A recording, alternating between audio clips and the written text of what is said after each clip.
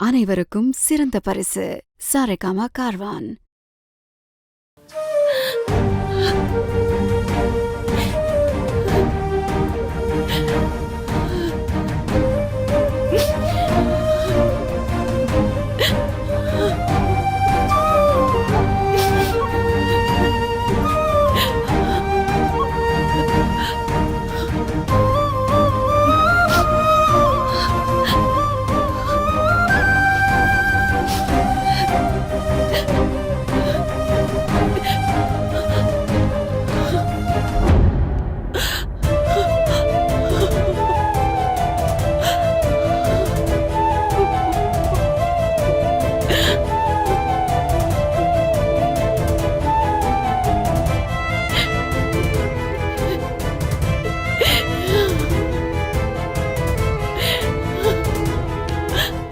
அத்தை,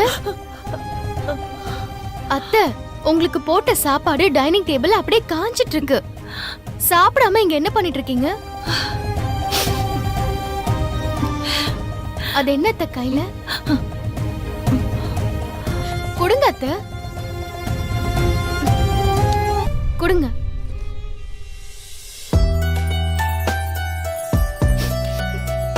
பாவம் ரேவதி, அவ செய்யாத குற்றத்துக்கு அவளை ஜெயிலுக்கு இழுத்துட்டு போயிட்டாங்க.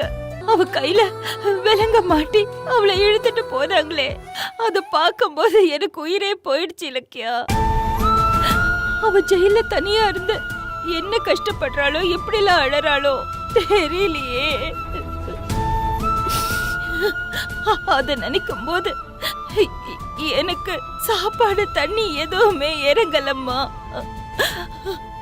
இலக்கியா, அம்மாடி, உனக்கு தெரியும்ல ரேவதி குற்றவாளி இல்லைன்னு உனக்கு தெரியும் தானே. அவ ஒரு நாள் கூட ஜெயில இருக்க கூடாதும்மா. அவளை எப்படியாவது நீங்க 2 பேரும் வெளியில கொண்டு வந்துடணும். ப்ளீஸ் இலக்கியா, ப்ளீஸ்மா. அத்தை, நீங்களா இப்படி பேசுறீங்க? எப்ப பார்த்தாலும் ரேவதி அத்தைய திட்டிக்கிட்டே இருப்பீங்க, வெளிய போடி போடின்னு விரட்டிக்கிட்டே இருப்பீங்க. ஆனா இன்னைக்கு அவங்களுக்காக அழுது கண்ணீர் விடுறீங்க, சாப்பிடாம பட்னி கிடக்குறீங்க. என்னால நம்ப முடியல அத்தை. அவ என்னோட உயிருக்குயிரான நட்பு தெரியுமா உனக்கு? என் புள்ளைய என்கிட்ட இருந்து பறிச்சுட்டு போயிடுவான்னு சொல்லிதான் அவளை நான் திட்டுவேனே தவிர, என் மனசுல அவளுக்காக அவ்வளோ அன்பு வச்சிருக்கேன், அவ்வளோ பாசத்தை வச்சிருக்கேன். அவ எனக்கு சின்ன வயசுல இருந்தே தெரியும். எனக்கு ஏதாவது ஒண்ணுனா அப்படி ஓடி வருவா. அவளுக்கு ஏதாவது ஒண்ணுனா நானும் தாங்க மாட்டேன். நான் அவளை அடிச்சா கூட அவ தாங்குவா தெரியுமா. ஆனா இன்னைக்கு அந்த பைரவி எல்லாரும் முன்னாடியும் அவளை அப்படி அடிச்சாளே. என்னால ஒண்ணுமே பண்ண முடியலையே. சும்மா நின்னு வேடிக்கை தானே பார்த்துட்டு இருந்தேன். பெத்த புள்ளைய தேடி வந்த குற்றத்துக்கு அவளுக்கு இவ்ளோ பெரிய தண்டனையா? நான் தான் கௌதம பெத்தேன்னு அவளுக்கு சொல்றதுக்கு எவ்வளவு நேரம் ஆகும். ஆனா அவ சொல்லல. ஏன் தெரியுமா? எனக்காக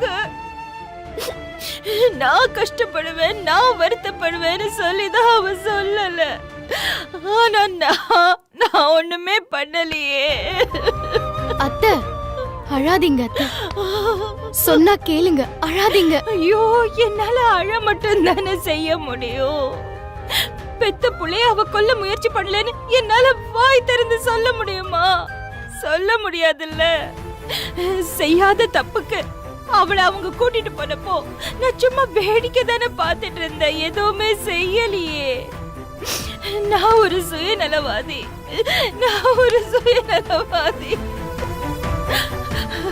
பெத்த புள்ளையோட வீட்லயே ஒரு வேலைக்காரி மாதிரி இருக்கிறது எவ்வளவு பெரிய வலி தெரியுமா?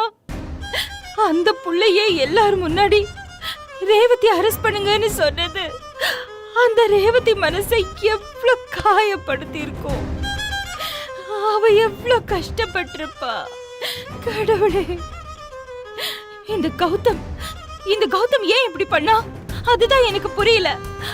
அவன் ரேவதி மேல சந்தேகப்படுறானா? ஏன் இப்படி பண்ணா? அத்தை, அவர் போய் ரேவதி அத்தைய சந்தேகப்படுவாரா?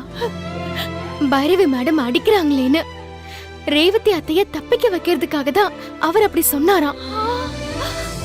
அப்படியா? ஆ, அதானே பார்த்தேன். என் பிள்ளையாவது ரேவதிய வந்து சந்தேகப்படுறதாவது. இது பாரு இலக்கியா, ரேவதி எந்த குற்றமும் செய்யல. அவ நிரபராதி. அவளை நீங்க 2 பேரும் எப்படியாவது வெளியில கொண்டு வந்துடணும்.